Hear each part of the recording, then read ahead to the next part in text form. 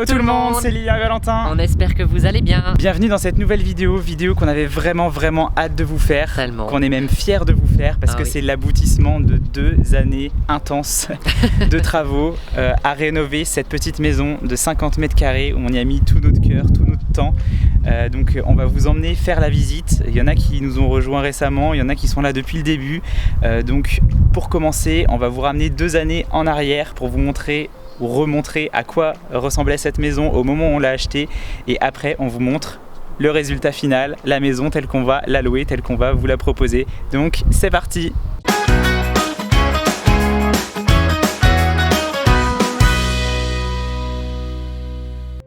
Nous voilà donc 2 ans en arrière. Ça, c'est la première visite qu'on a faite de la maison. Quand on regarde comme ça, on se dit que c'était vraiment vétuste, mais en vrai c'était totalement insalubre. Vous avez pas l'odeur qu'elle a avec l'image, mais nous 2 ans plus tard, on peut vous dire qu'on s'en souvient encore. Et contrairement à ce qu'on avait imaginé au départ, on n'a rien pu garder à part les murs et le toit. Il y avait zéro isolation, de la moisissure partout, le compteur électrique dans la salle de bain, bref, il fallait vraiment faire quelque chose et c'est ce à quoi on s'est attelé pendant 2 ans. On a passé les 6 premiers mois à juste tout casser, à décaisser le sol sur une vingtaine de centimètres pour pouvoir refaire les évacuations, évacuer des gravats, encore des gravats. On a dû refaire un peu de maçonnerie dans la maison, on a aussi tout réisolé, les combles avec de la laine à souffler, les murs avec de la laine de verre et le sol avec du polystyrène extrudé.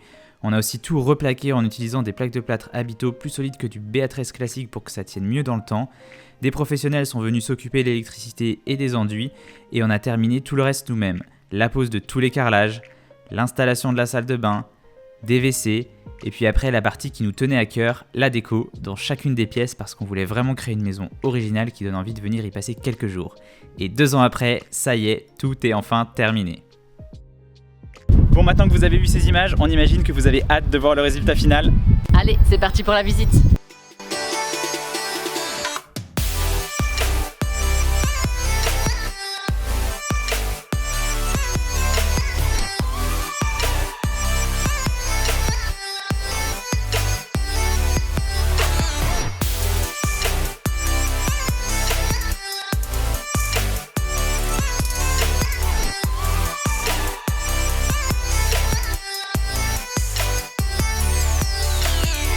Première pièce de cette maison, c'est cette entrée avec ici les toilettes.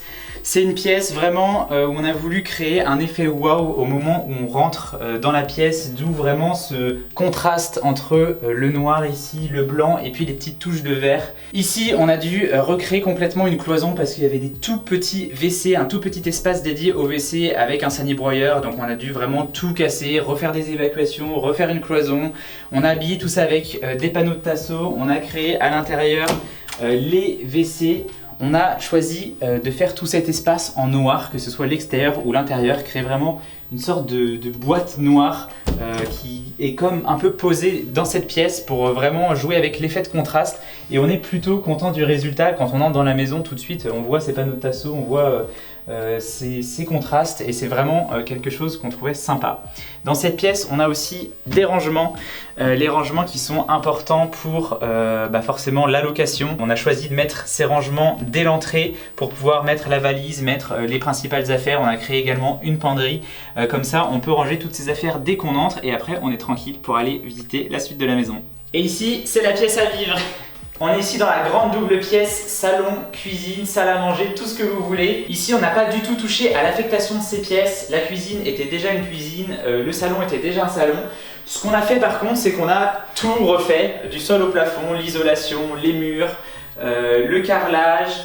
On a installé ici une cuisine avec une couleur verte. On a voulu faire cet espace dans des couleurs pop, avoir un style un peu vintage, rétro, mais en même temps coloré. Et on est plutôt content de ce qu'on a réussi à faire avec le terrazzo au sol et sur la crédence, les petites touches de jaune, ce papier peint damier qu'on trouve hyper original, et puis tout l'électroménager avec des couleurs blanches et crème.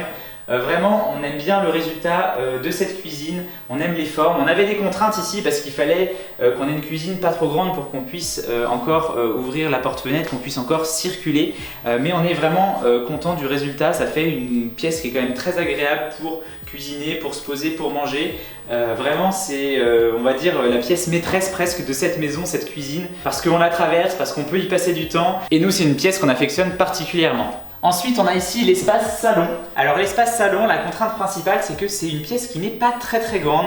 Donc on a décidé de tout adapter avec du mobilier modulable. Un canapé qui n'est pas très grand, mais qui peut facilement accueillir 2 personnes, avec un meuble télé où on peut facilement bouger les éléments. Et visuellement, on a voulu créer ici quelque chose autour des tons naturels avec ce béton ciré couleur un peu crème. Le radiateur ici en travertin qu'on a installé. Les formes en pepper paint sur le mur au fond qui apportent vraiment une petite touche vintage aussi qu'on aime beaucoup. Le parquet en effet chêne brossé qu'on aime particulièrement.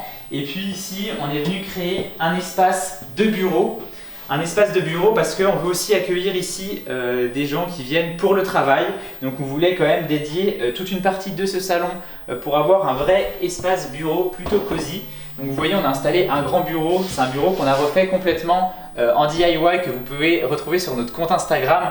On a créé un effet terrazzo avec des paillettes de peinture ici et on est vraiment plutôt content du résultat. On a réinstallé aussi des formes en pepper paint qu'on a installées sur le mur ici. Une petite étagère avec de la déco. Et puis après ici, on arrive dans l'espace nuit. On a ici encore une contrainte de place.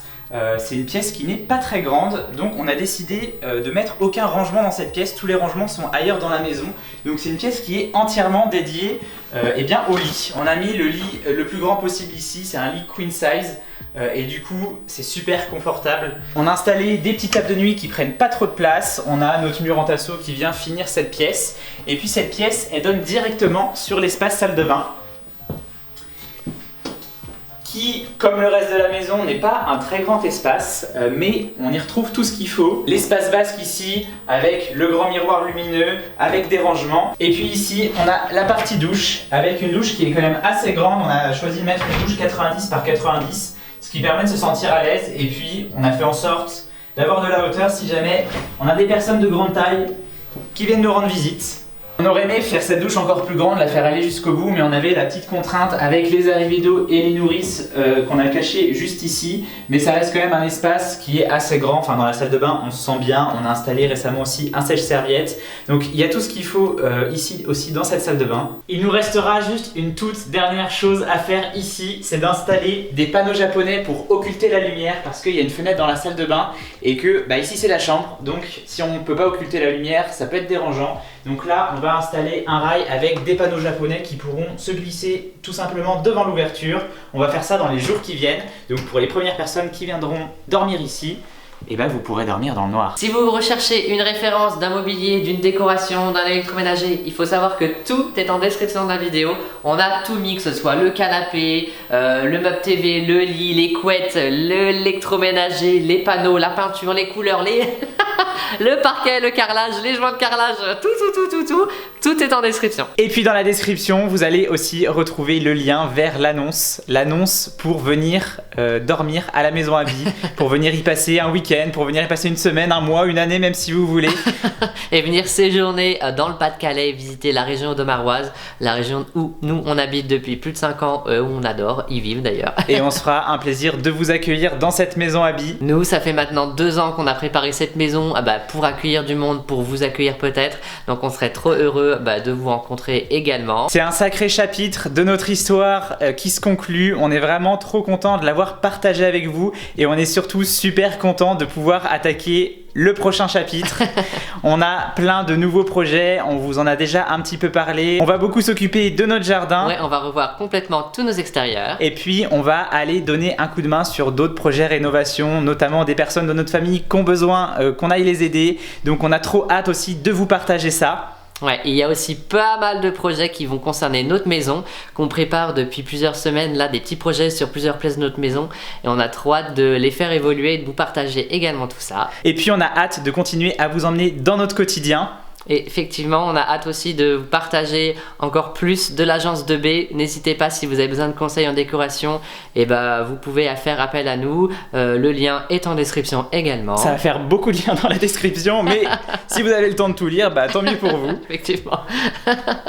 La semaine prochaine, on va sûrement vous proposer une vidéo time-lapse de l'ensemble de la rénovation de la maison Abby depuis le début jusqu'à la fin. Donc si ça vous intéresse, n'oubliez pas de vous abonner si c'est pas encore fait, d'activer la petite cloche de notification pour pas rater cette prochaine vidéo.